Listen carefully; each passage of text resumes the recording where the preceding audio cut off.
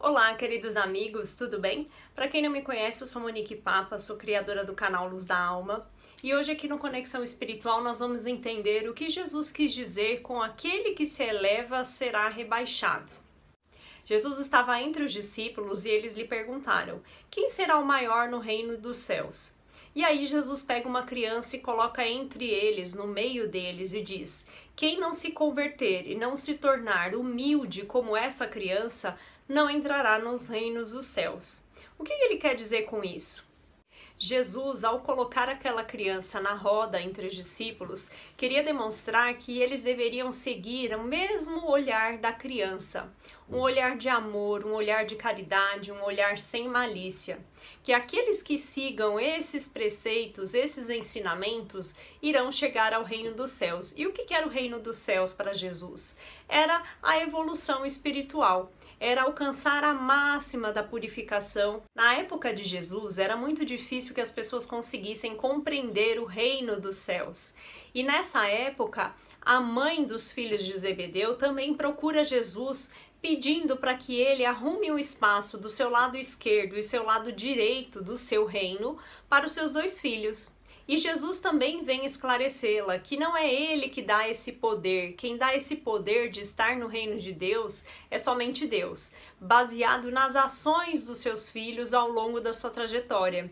A mãe dos filhos de Zebedeu não conseguia compreender nessa época que o reino de Jesus, o reinado dele não era material, não era um lugar no meio da sociedade, não era entre os grandes imperadores o seu reino, e sim o reinado espiritual, ou seja, a busca através do autoconhecimento e da nossa reforma íntima. Então, seus filhos só poderiam alcançar realmente o reino de Deus se eles pudessem trabalhar nas suas ações naquele momento, como encarnados no nosso planeta Terra. Além da mãe dos filhos de Zebedeu, os próprios discípulos não conseguiram entender essa passagem, mas Jesus reafirma que aqueles que se humilharem e se tornarem como uma criança, serão esses que serão elevados no reino dos céus. Além disso, ele fala também que aqueles que acolherem as suas crianças estão acolhendo a ele mesmo. O que isso significa? Que todo aquele olhar que eu tiver de caridade com aqueles que são pequenos, com aqueles que muitas vezes não têm o conhecimento, estão adquirindo o conhecimento, também serão elevados, serão exaltados no reino dos céus, ou seja, serão também de alguma forma elevados no lado espiritual.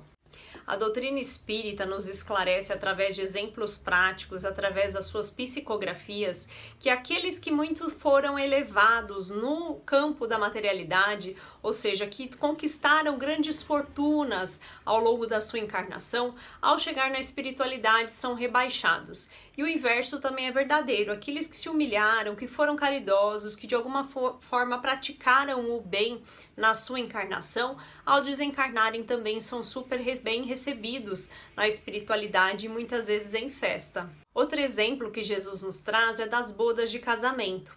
Ele relata que normalmente quando a gente chega num casamento, quando a gente quer ir com muita sede ao pote e buscar o melhor lugar, a melhor mesa para se sentar, normalmente a gente passa pelo constrangimento de ter que ceder o lugar para alguém mais importante.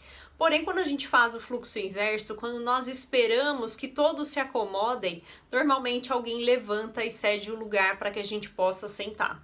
Algo muito parecido acontece no reino dos céus, quando a gente chega na espiritualidade, quando nós desencarnamos. Então, se nós ficamos buscando essa ostentação material no nosso corpo físico, quando a gente chega na espiritualidade, a gente é rebaixado.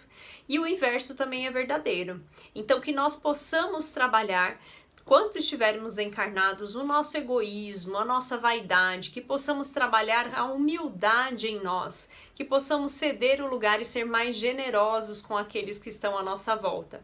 Pois é isso, aqueles que forem rebaixados serão elevados na vida espiritual. O exemplo mais bonito de Jesus, quando vai no meio da sua festividade e agacha aos pés dos seus discípulos e lava-lhe os pés, esse é o exemplo de superioridade espiritual que nós devemos buscar.